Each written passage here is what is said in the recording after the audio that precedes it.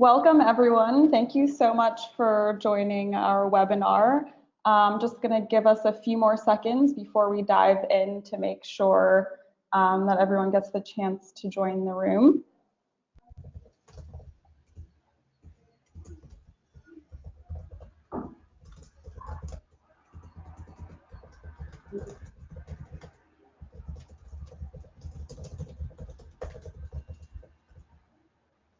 Okay, let's get started. So thank you again for joining this webinar on the changing rules on gig economy workers. This webinar is powered by Bob, or a people management platform that helps fast-growing companies better manage and engage their employees. So before we get started, I want to let everyone know that at any point during the webinar, if you have questions for Annabel, you should be able to see this little hand here on your screen. You can raise your hand, I will unmute you. You can speak, or if you're feeling a bit shy or just want to type your question here, there's a box here that you can type in, and then I can go ahead and tell Annabel your question. So a bit about our speaker today. Annabel's an HR and employment law expert. She founded Ironicon, and she's helped thousands of companies manage gig economy workers. So I'll hand it over to her to start talking about the changes that are happening with managing gig economy workers and how you can best prepare for that.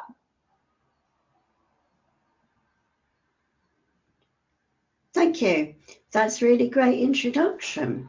I'm just going to bring up my slides and hopefully get them started. I hope you can see them. We've all come together to talk about gig economy and legal problems, but before we get going on the tech side, I just want to share with you briefly what's brought me here, in the hope that that will help you understand why I'm doing what I'm doing, and you can share with me what's brought you here today. I started Ironicon in 1980, and it was a classic employment law HR consultancy of the type you all deal with today, I'm sure. About 1999, thereabouts, I started to notice the change. We'd had clients who previously had maybe 500 staff, maybe 250, who were suddenly reporting they had 10. I knew they were still in business, they weren't going out of business, they weren't contracting, that wasn't their problem. And I started to ask them, where have all the staff gone? What's going on? And they were saying to me, oh, that's okay, we've got lots of self-employed people, we've got agency workers, we've got contractors, we don't have any staff anymore, or we've got very few. And I got fascinated with what was going on. At that point, we didn't have the word gig economy. So there wasn't something obvious that you could discuss. But I began to realize that a lot of organizations, whether they had an HR department or not, were completely ignoring these workers, not deliberately, because they were coming into the organization in very different ways from the traditional route of having a recruitment process, getting HR involved, getting HR involved on job descriptions and pay rates. Quite a lot of these workers were arriving via line managers who decided they needed someone and who hired the business, not realizing that the person in the business could have legal rights and tax implications for the end client. In order to address this subject, we created 10 years ago now our Coffee Clutch brand to have this conversation, because since then we've had all sorts of cases against companies like Uber and Amazon and Deliveroo. And my original conversations, when I was going around and saying to people, you know, it's not that simple just telling everybody they're self-employed, and they go, oh, yeah, it is, have actually resulted in case law that we can all talk about now. But there's still a history in most organisations of gig workers coming in somewhat from the side, and HR not always being as involved in that as they might be, and as you might want to be going forwards. This puts your organisation at risk. Gig workers can be all sorts of people. There's no one single legal definition of a gig worker. You won't find it in case law. They can be employees on 0 hours contracts. If they're contracted with you, you probably know about them as HR. They may or may not be technically employees, but for the purposes of this webinar, we're going to call them employees, people you pay by the hour and you don't pay when you don't have work for them. They can equally be agency workers, and there have been and are planned to be changes in agency workers' rights in terms of their right to have the similar pay rates when they've been working for you through the agency long enough, and there are planned rights for more transparency about what there should be. There are also freelancers. Now, freelancers are people who do stuff for you, like web designers. They might be virtual assistants. They are people who are providing a service to your organisation. They are doing it personally, but from the point of view of perhaps the marketing department who are commissioning their services, these people are running a business. But it isn't necessarily so when it comes to the legal side of things. And there are contractors that in the UK we recognise as people we get in as interim workers who are invoicing us through their own company. They might be IT contractors, all sorts of people who traditionally were labelled contractors. Now, I went to do a webinar with one of the big organisations for the self-employed in the UK at the back end of last year, and the contractors went mad. They said, we're not part of the gig economy. There's a certain suggestion, if you like, in using the gig economy that people in the gig economy are at the bottom end of the economic food chain. But in terms of meeting the definitions for all the legal changes that are to come, your high-end interim consultant contractor, if they're a solo practitioner or invoicing you through their own company, is as likely to be caught in this net as the outsourced cleaners coming in from an agency. So we don't have one word that everybody likes, but I'm going with gig workers, and you can choose your own. Knowing who is who in the gig economy is absolutely critical, not only to people's legal rights now, but also to the changes we're going to be talking about later on. And one of the biggest tests for who is an employee and who is in business is control. I work with an awful lot of self-employed virtual assistants and web designers and bookkeepers who fight their corporate clients to say, don't control me that way. They do this because they want to stay in business. They do not want to be sucked into the pay-as-you-earn matrix. They are happy running their own show. They have a big problem with end customers who want to control the person instead of controlling the results. If your line managers are doing this, whatever your contracts say between your organisation and the people you pay, they can be changing the contract, because at the end of the day, it's not just what the paperwork says, it's how you organise the relationship day to day. So line managers are a very big hazard for switching the deal on your organisation, because in the nicest possible way, they mostly don't know what they're doing as far as this aspect goes. Another critical test is whether the worker can substitute.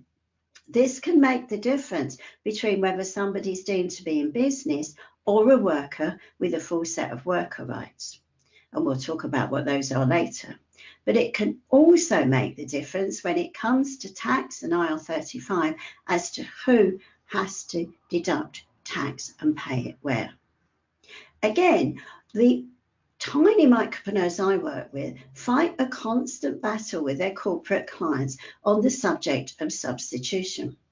The line managers who've booked them, the people in marketing, the people in accounts who are not thinking in this way, think, I've booked Mavis, I want Mavis.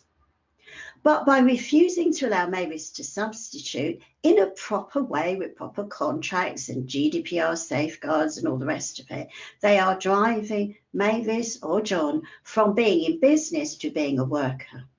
And this is not a good thing to do if this is not what you plan. This is often because the manager doesn't understand the framework within which they're operating.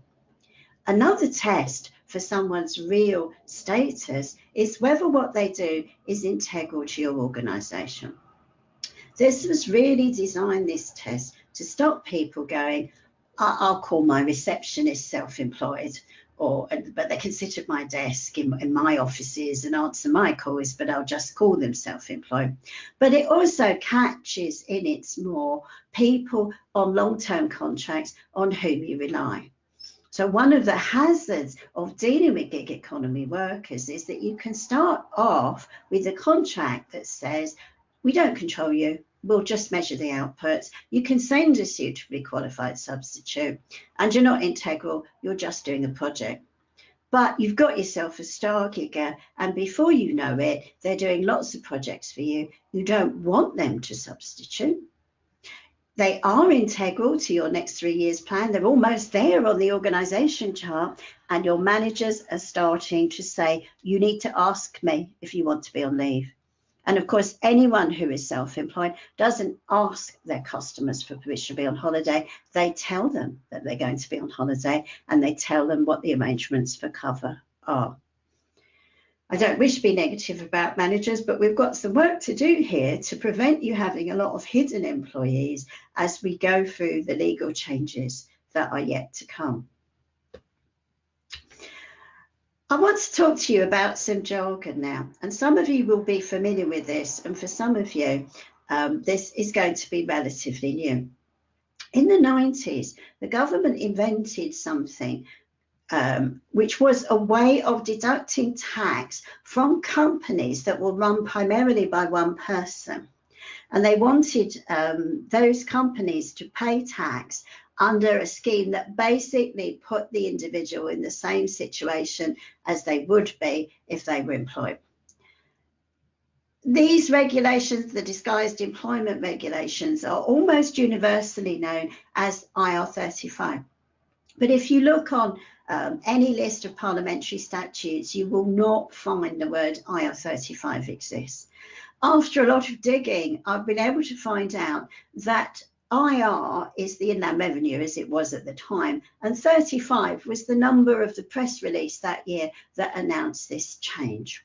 And for some reason, that's become the label that we all use. So if you go on LinkedIn this afternoon and you ask it to search for stuff on IR35, you will find lots of people debating it. You will very rarely find them cite anything other than that as what the subject is. Now, in its original manifestation, it was up to the contractor to determine whether they thought they were on IR35, and the HMRC, as they are now, could come to the contractor and say, you should be taxed that way, and seek the money from them. So as an HR team, not your problem. If your organisation got that wrong, the contractor might be a bit upset because they were paying tax on one basis instead of on another. But from an HR point of view, no problem at all. In April 2019, a new regime was introduced for the public sector. And if you're in the public sector, please let me know in the chat room. You have been through a massive process, as we all know. The reason for this was the burden went from public sector employees to a different place. So instead of hiring contractors who argued with HMRC at the year end about what was going on, it was the end client's job, the school, the hospital, the government department, to determine the contractor status and to deduct IR35 at source if they determine that the correct way to do it was to do that. Now, I'm not going to rant and rave at you, but it was widely considered to be a bit of a nightmare and a very poor implementation.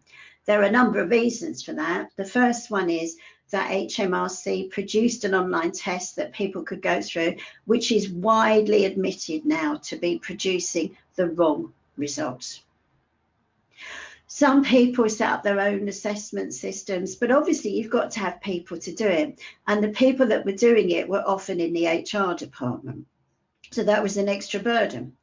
But there was a third way that people decided to go with this.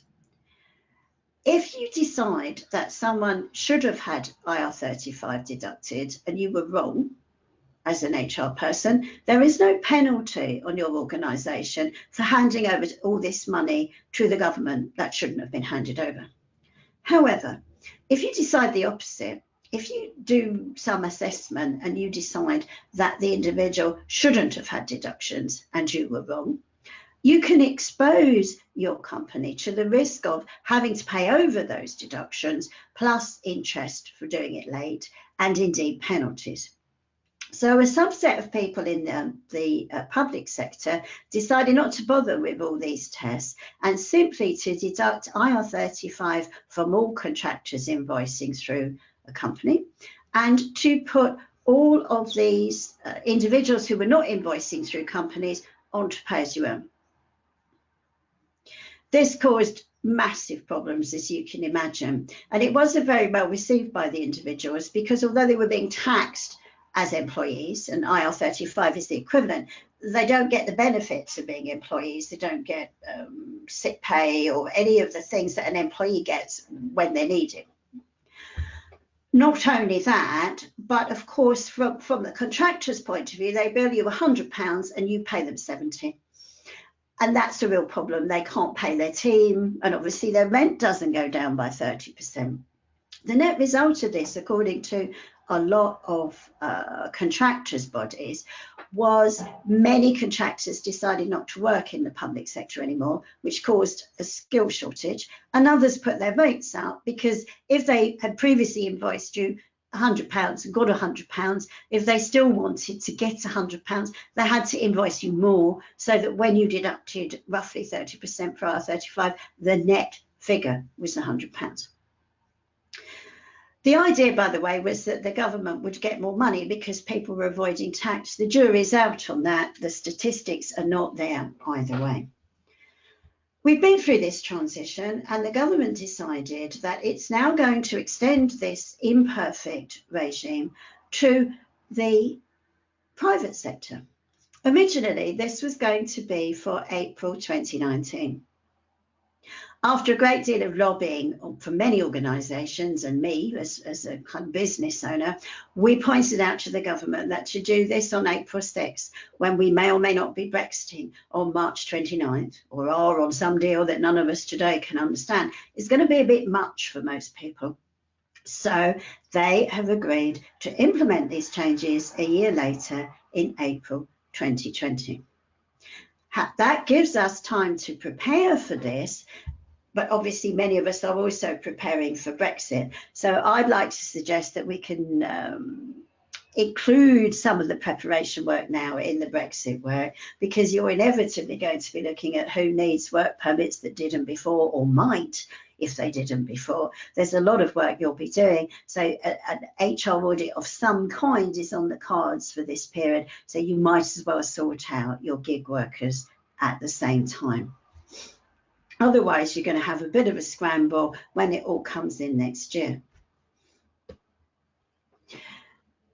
In terms of that audit, I'm going to suggest that you have a look at the services that your organisation buys, because obviously the people who sell you kit are not going to be covered by arrangements about control and substitution. This could be more difficult than you think. I've yet to go into an organisation whose accountants can provide a complete list of suppliers who provide services. Historically, we don't categorise accounting data that way, and most HR software programs have not had a place to put this information. So we are normally between the devil and the deep blue sea when it comes to starting to do that.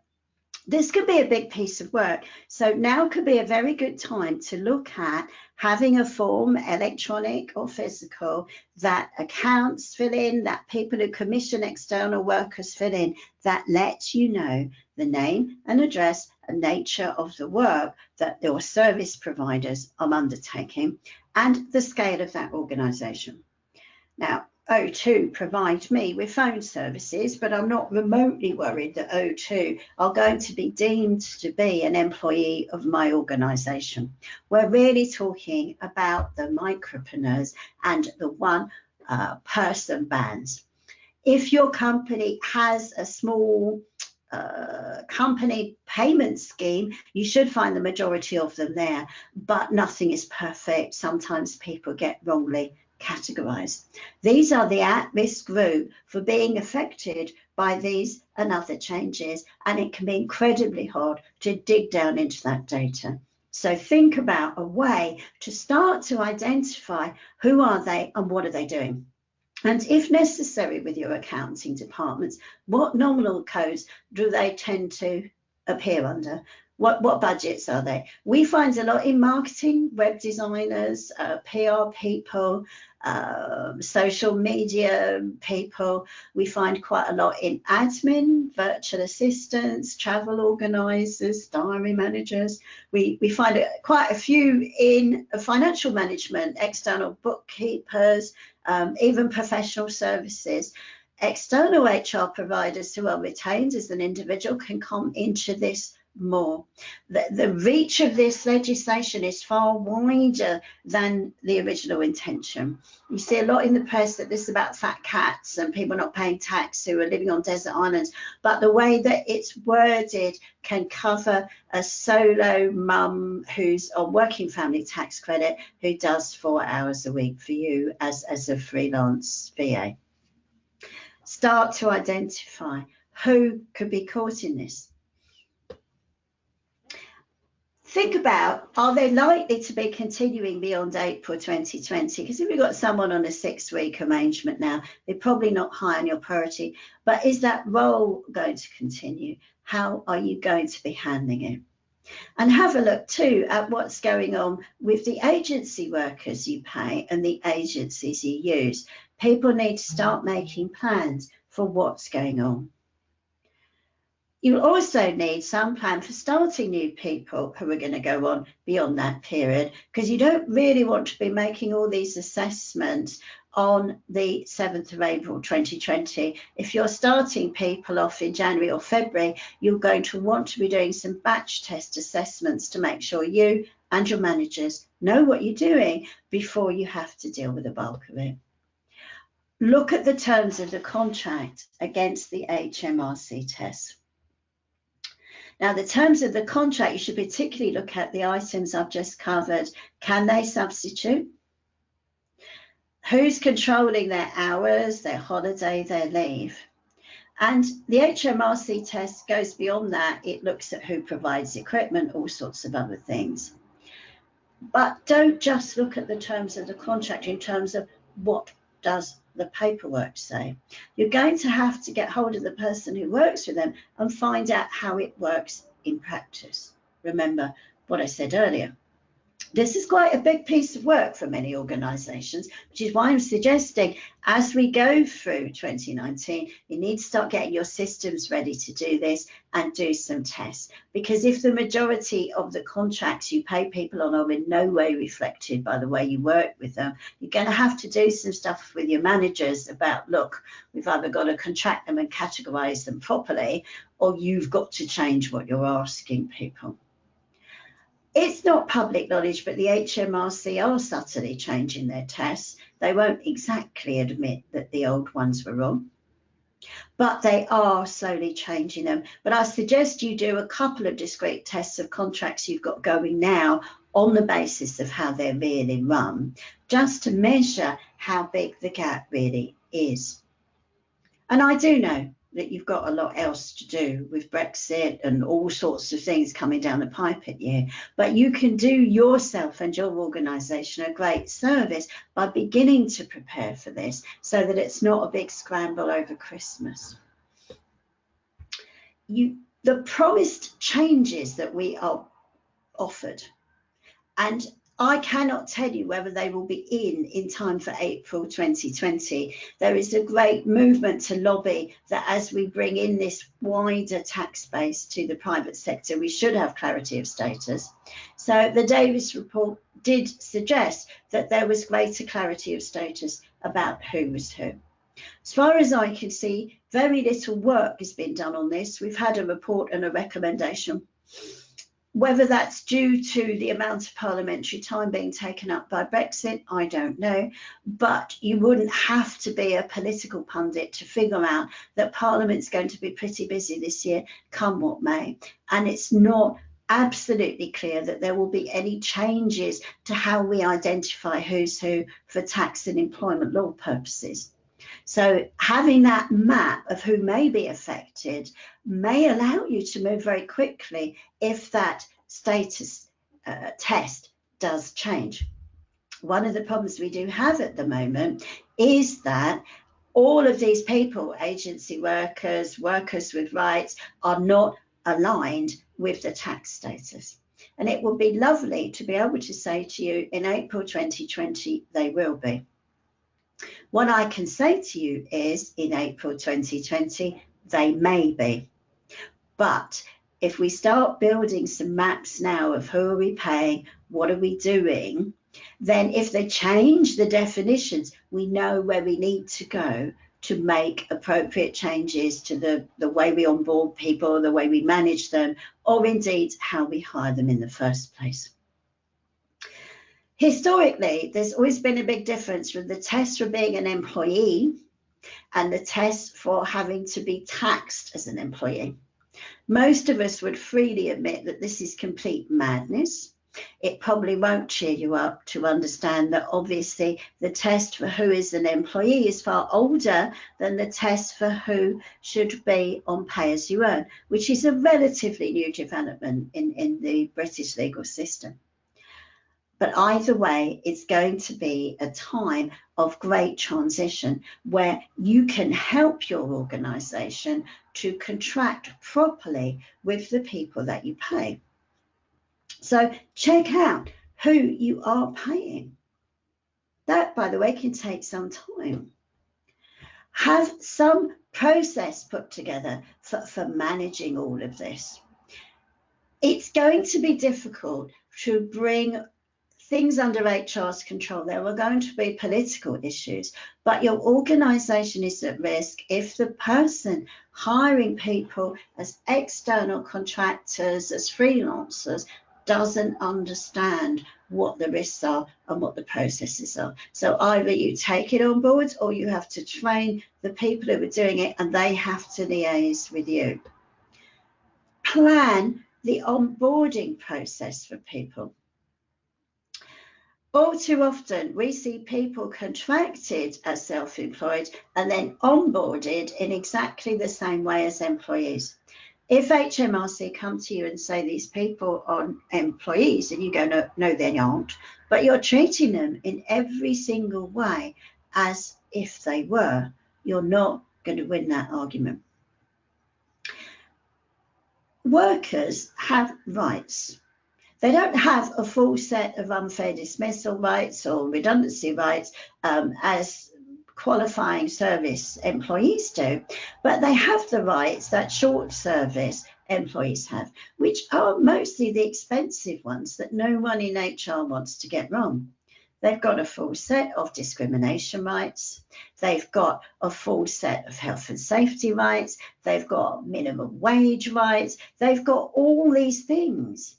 And if you want to avoid discovering, like Amazon, like Pimlico Plumbers, like Deliveroo, like so many other organisations, Uber, that you've got large liabilities that have just dumped into your budgets, just dumped onto your balance sheet, you simply have to start assimilating gig economy workers into an HR related system.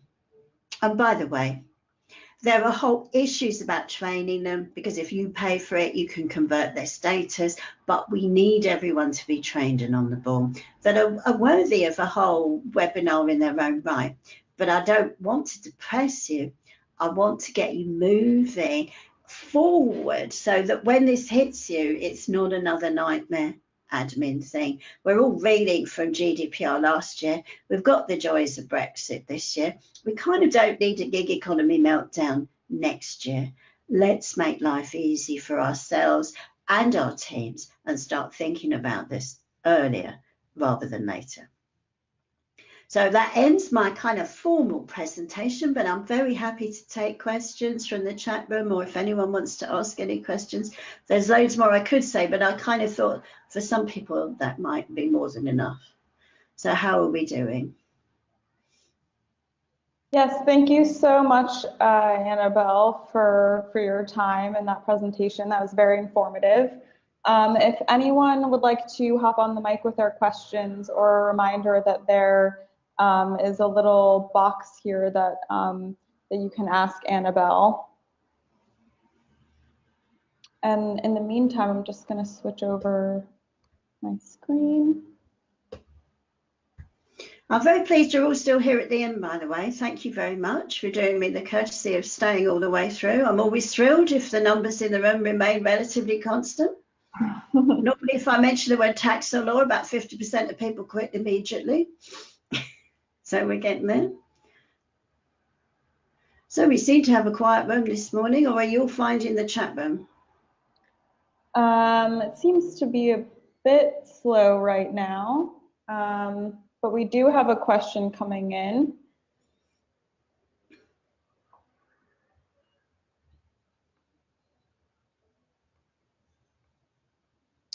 In terms of, you know, obviously there's the HR and employment law side of things, but do you have a lot of clients asking you about, you know, how to better engage their freelance workers, or that they have any issues with managing their time?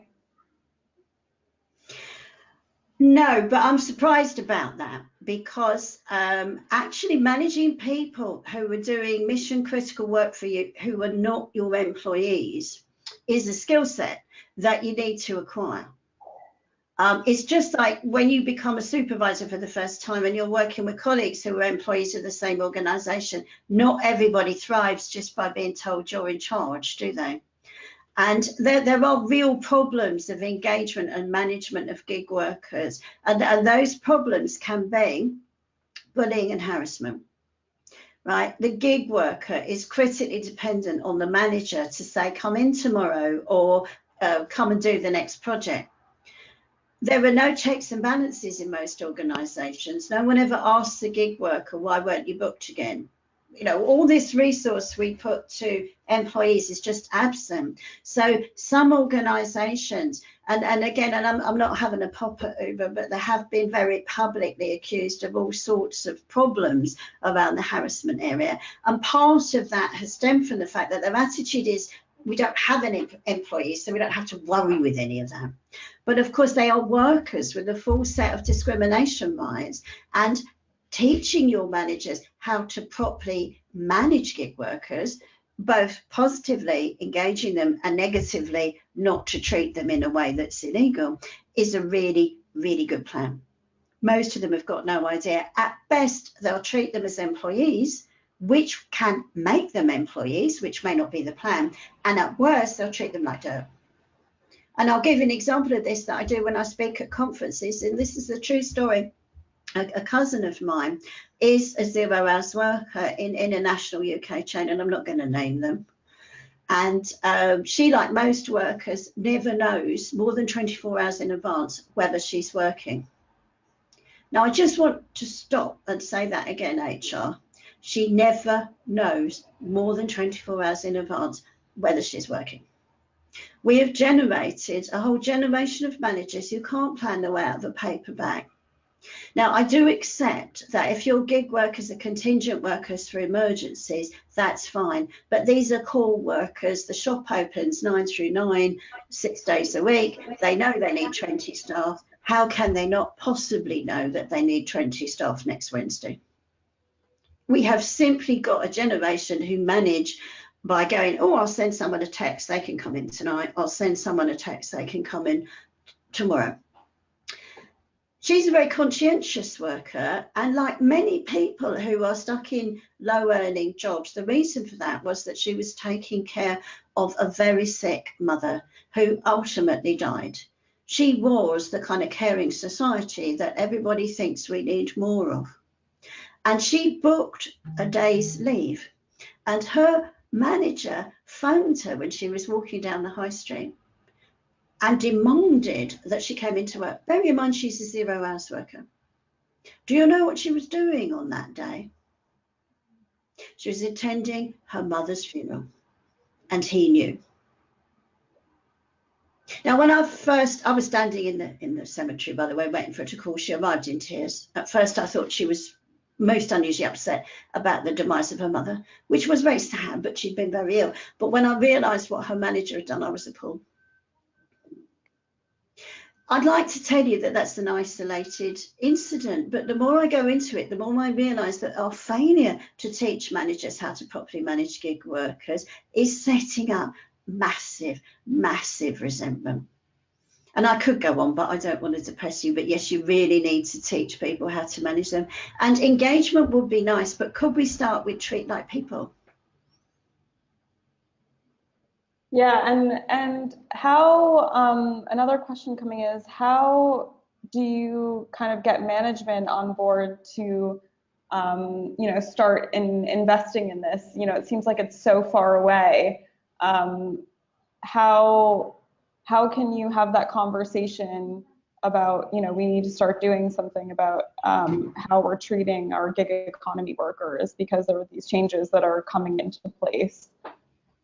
I'd start by doing a little, what we used to call back of cigarette packet calculation. Go down to accounts, take your best Oppo in accounts out to lunch or a cup of coffee and go, what's your best estimate on how much we're paying to people who have companies that could come under IR35 and to people who are individual workers. I'm not asking for a proper accounting figure, but is it 10,000 a year? Is it 5,000 a year? Is it 100,000 a year? Can we have a ballpark figure?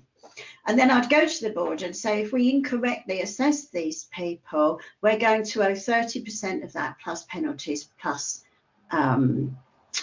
interest. Can I have a budget to just check we've got this right? I find money talks. I mean, in that sense, I don't go to the board with moral welfare issues, but I find money talks. And if that number's big enough, they will at least allow you to do some pilots because they don't know that this change is coming. And it's not just a compliance issue. It's not just a fair treatment or what type of organisation do we want to be. This affects your brand. If people are suing you for treating you like that. I mean, that woman had associative discrimination claim because she was burying a mother who'd been severely disabled. Come on. By the way, I did offer to sue that chain, but she was upset. She said she just couldn't cope with it. But, other people are made of more litigious stuff, aren't they? There is a real risk in reputation and in money. And if you can start getting some handles on that, that's how I would get the budget. Yeah. And by the way, I've never shopped there again, and I don't know anyone else in the family who has. That one phone call lost at least 200 customers. Right.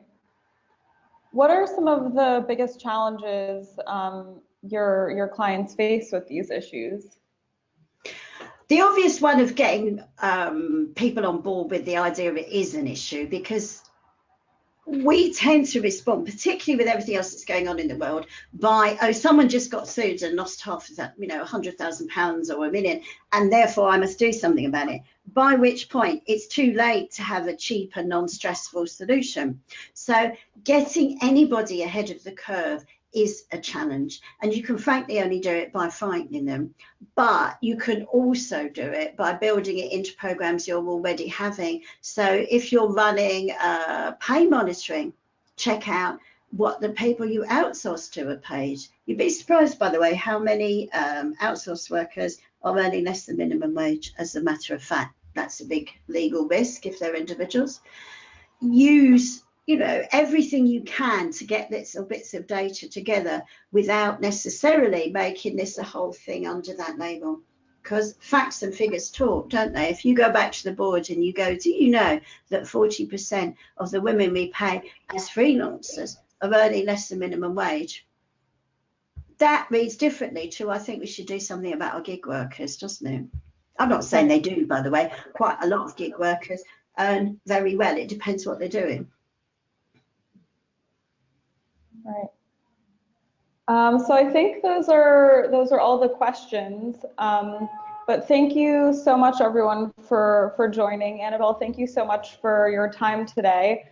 If you have any questions about Bob or Annabelle, feel free to email me at danielle@highbob.com. We also have a lot of these webinars. If you're in London or around the area, we have a lot of events that talk about issues such as this.